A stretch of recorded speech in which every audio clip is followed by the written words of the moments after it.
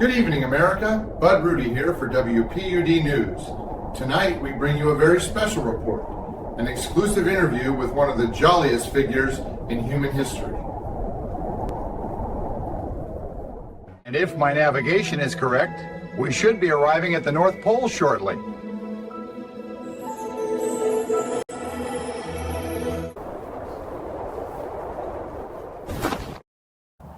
I briefly considered making my entrance down a chimney for dramatic effect. The landing appeared somewhat complicated. Mr. Claus, thank you for taking time out of your busy season preparing for this year's Christmas Eve toy drive to speak with us today. Some critics claim the naughty list lacks transparency.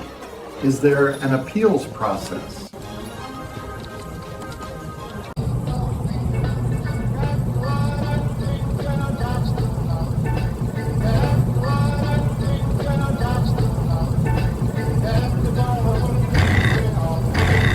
Ho, ho, ho, ho, ho, ho! Pepper Jack! I think your North Pole security system has been compromised.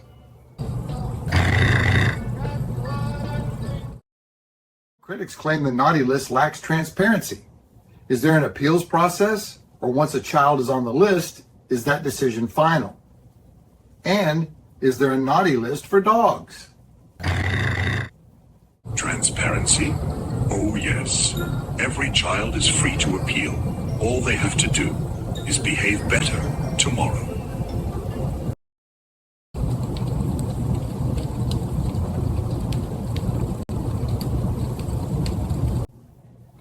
And how exactly does the North Pole handle workers' compensation claims?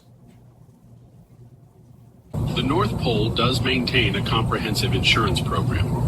Unfortunately, gingerbread employees are considered edible materials, which places them under the North Pole's confectionery liability policy.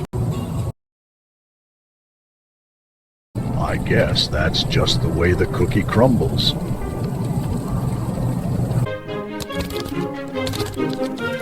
Oh no! What's the deal with your infamous counterpart, Krampus? Is it a psychological issue? Was he dropped on his head as a child? Or is he just jealous because you're so good for goodness sake? Krampus Claus is coming to town. Here's the real trouble with all of us immortals, Mr. Rudy. Humans create us through their beliefs, their fears, and their hopes. Krampus is not truly to blame. It was frightened parents who invented him to scare their children into behaving. They created his poor, immortal soul. Word, truth, preach, my brother.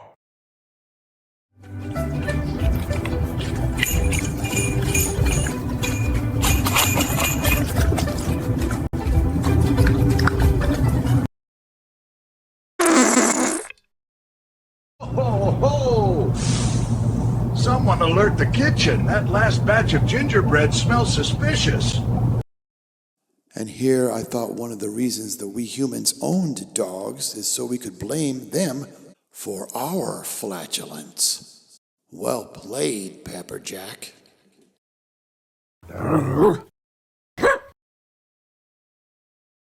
We've received reports that Rudolph's nose light has recently gone out.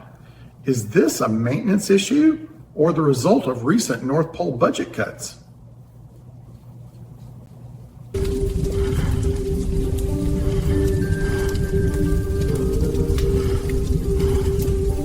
Rudolph insists it's a bulb. The elves insist it's brown.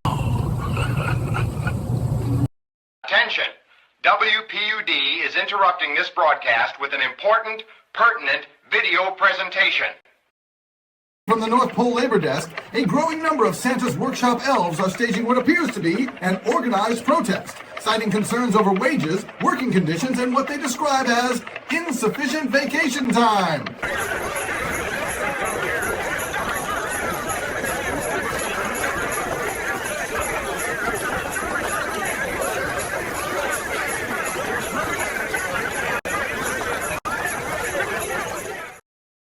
elves are wonderful workers, but they occasionally forget the many benefits of North Pole employment. Unlimited hot chocolate, unlimited candy canes. I think they'll remember soon enough. Besides, their vacation season runs from December 26th through November 30th.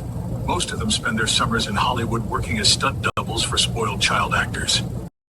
I'm not sure which group is more spoiled, the elves or the actors.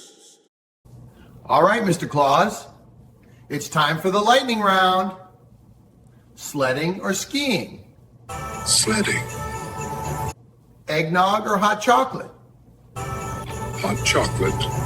Occupational requirement. Chimney or front door? Chimney.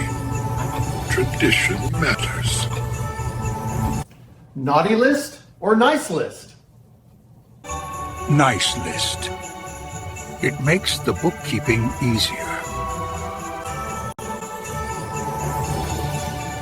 Candy canes or gingerbread? Candy canes. Safer around Pepper Jack. Mr. Claus, earlier you mentioned Rudolph's nose light had gone out. With Christmas Eve approaching, can you give us a progress report? The elves are still working on it, but Rudolph's nose remains disappointingly dark. Hold still there, Rudolph. You've really got your wires crossed. This doesn't look good, or very enlightening.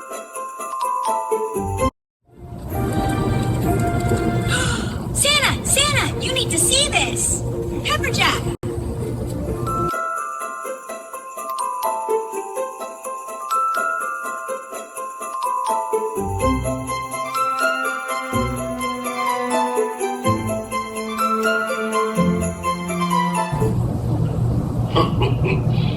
Well, now, that's a Corgi of a different color.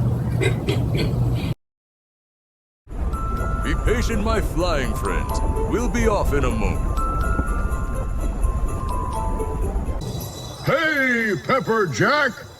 Are you and that bright red nose ready to go?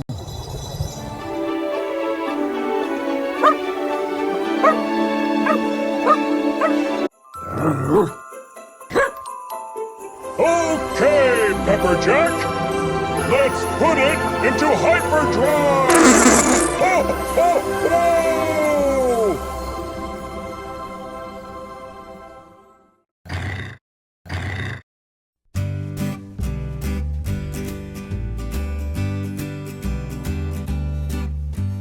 Pepper, the red-nosed corgi, had a very shiny nose. And if you ever smelled it, you would smell other dogs' buttholes. All of the other corgis used to laugh and call him lame. They never let poor Pepper loose from his ball and chain. Then one foggy Christmas Eve, Santa Claus did say, Pepper Jack, with your nose so bright, won't you guide my sleigh tonight? Then all the corgis loved him as they sniffed his cute butthole. Pepper, the red-nosed corgi, told those bastards to eat crow.